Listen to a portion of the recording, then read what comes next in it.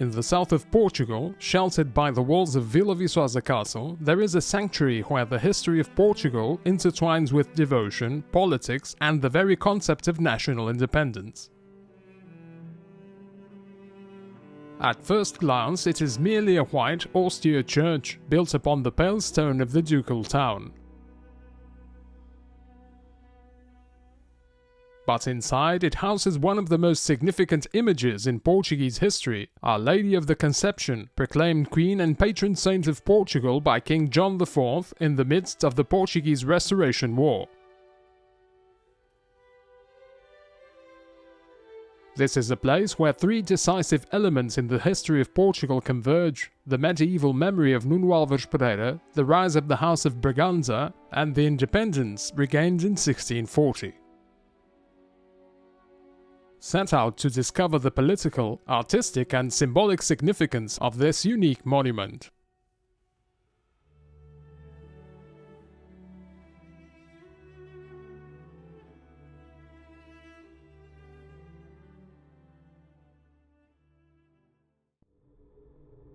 Come and discover Portugal with us. Please like, subscribe, and leave your comment. Your support and opinions are very important to us. Thank you.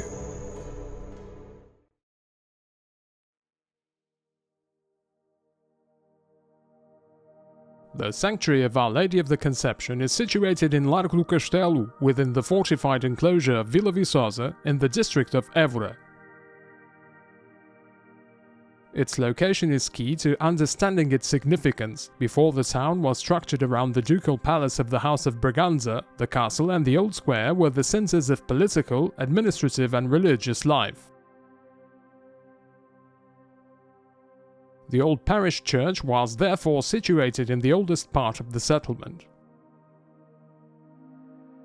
From the 16th century onwards, Vila Viçosa underwent profound changes with the arrival of the House of Braganza.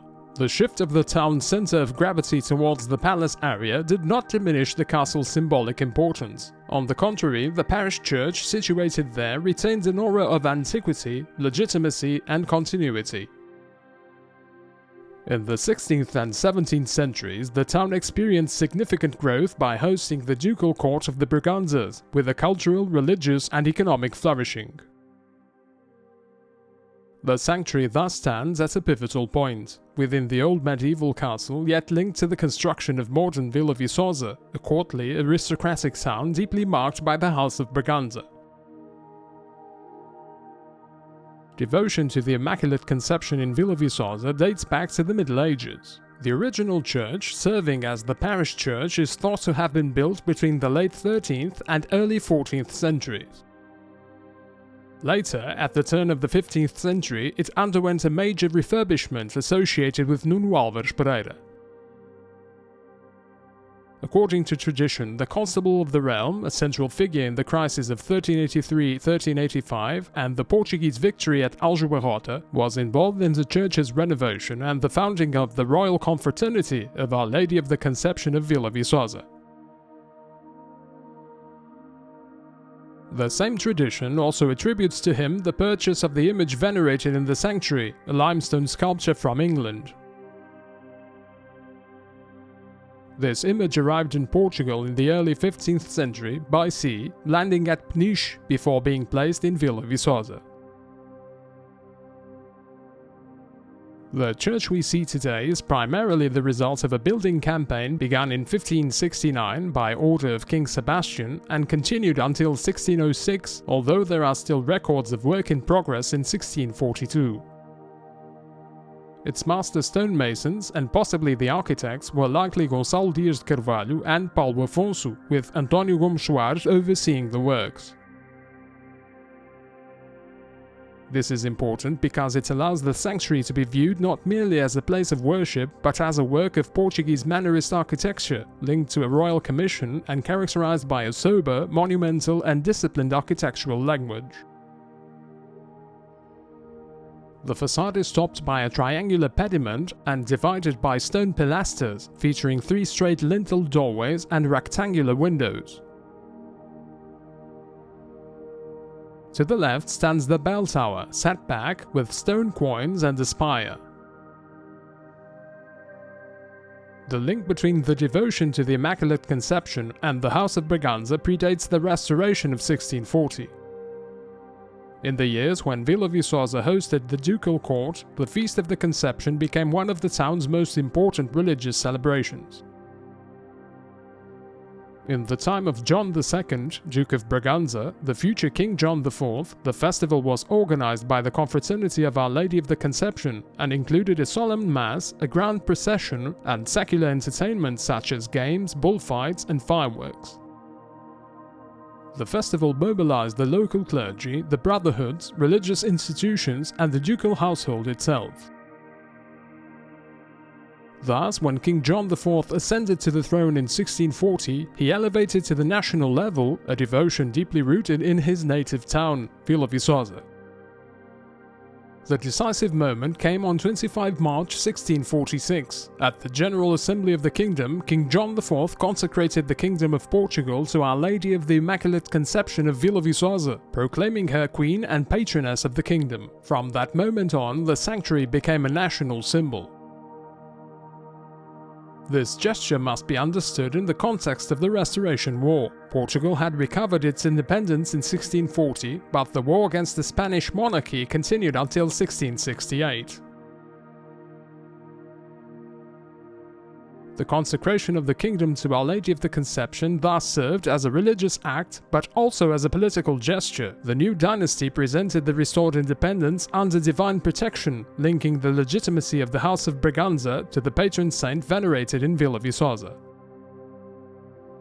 The tradition whereby Portuguese kings ceased to place the crown on their heads after the proclamation should be regarded as one of the most powerful symbolic images of the Portuguese monarchy. The king governs, but the queen is Our Lady of the Conception.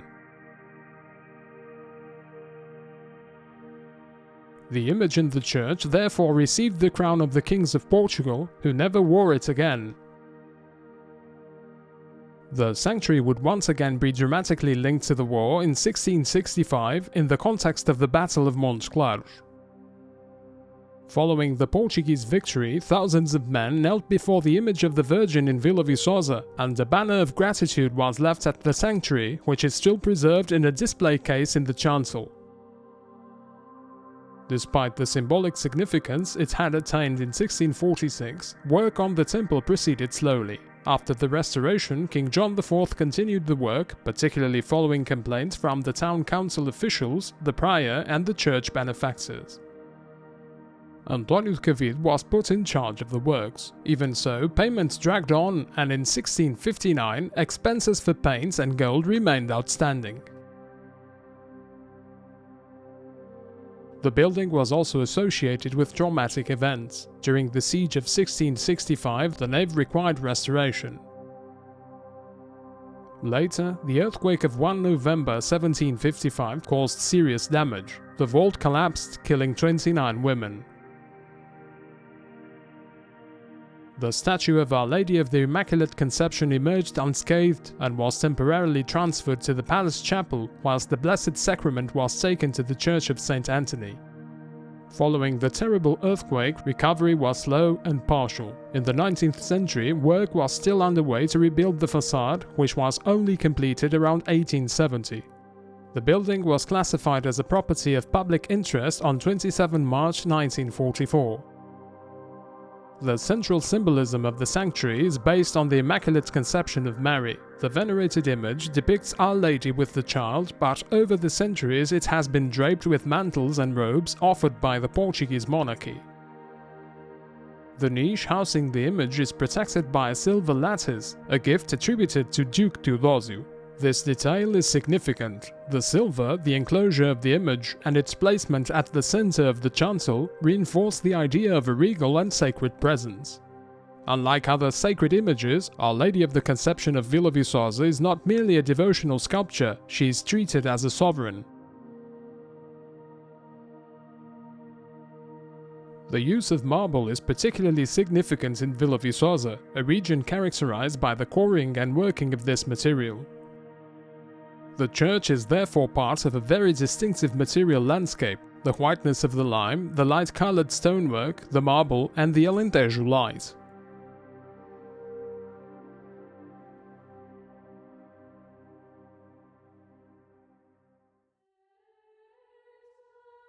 The interior is organized into 3 naves and 5 bays, with round arches supported by Doric columns. This structure creates a spacious, rhythmic and relatively uncluttered space, in contrast to the decorative richness of the side chapels and the chancel.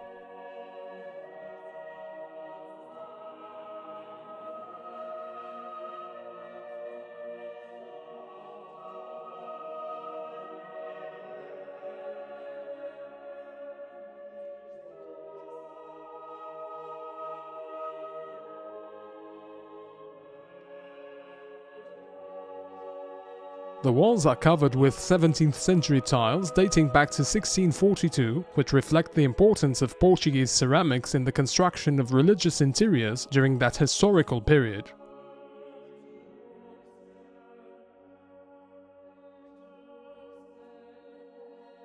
The side chapels display great decorative unity, combining 17th century tiles, mural paintings on the vaults, and 17th century gilded wood carving altarpieces.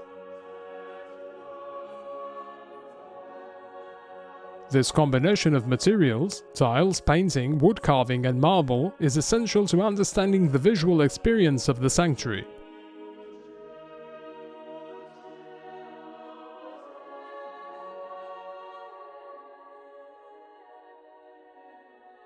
The temple's side chapels reveal a significant Mannerist and Baroque decorative campaign.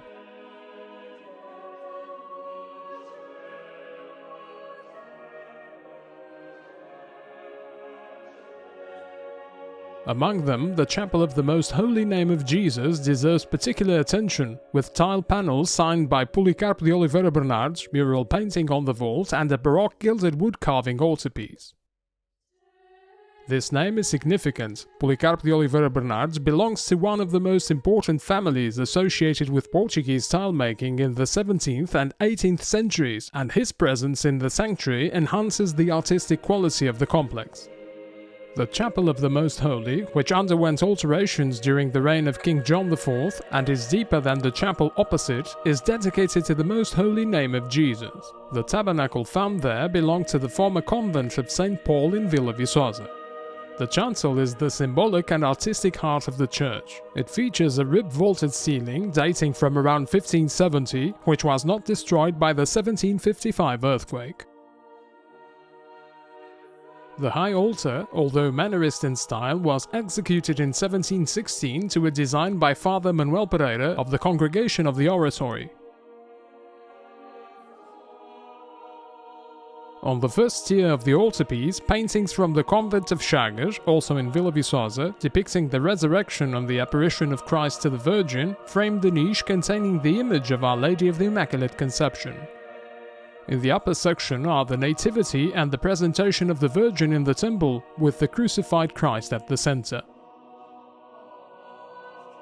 The ensemble ends in a semicircle with the coat of arms and the royal crown above the medallion of the Virgin. This composition should be interpreted on several levels. At the center is the image of the patron saint, around her episodes from the history of salvation, at the top the crown and the coat of arms, symbols of the link between Marian devotion and the Portuguese monarchy. The chancel is, therefore, a kind of visual manifesto of the sanctuary's theology and politics.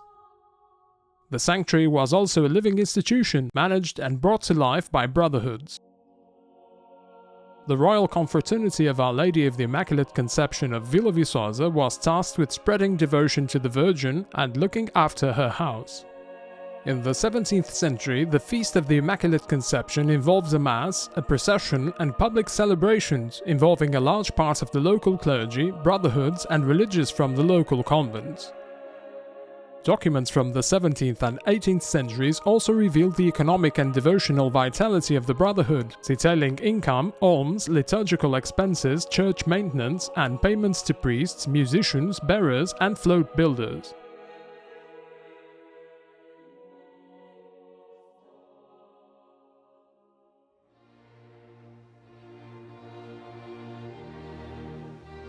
The Sanctuary of Our Lady of the Conception in Vila Viçosa is one of the places where one can best understand how Portugal's history was also shaped by religious symbols.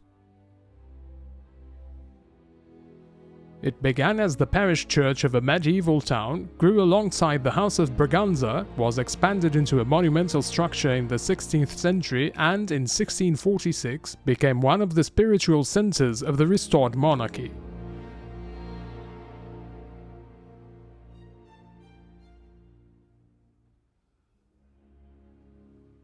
Its regional importance is evident. It is linked to the identity of Vila Viçosa, to the memory of the ducal town, to the brotherhoods, to the festivals, and to the religious life of the Alentejo.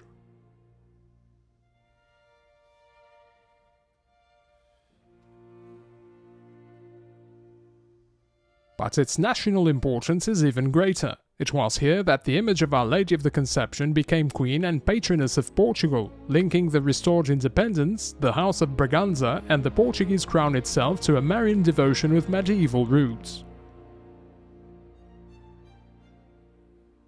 In the silence of the chancel, amidst the sculpture, silver, gilded wood carvings, tiles, and symbols of the monarchy, a greater truth stands out. A country's history is not written solely in castles, palaces, and on battlefields. Sometimes it is also revealed through the devotion of the people and their leaders before an image in an old sanctuary within the walls of a village in the Alentejo.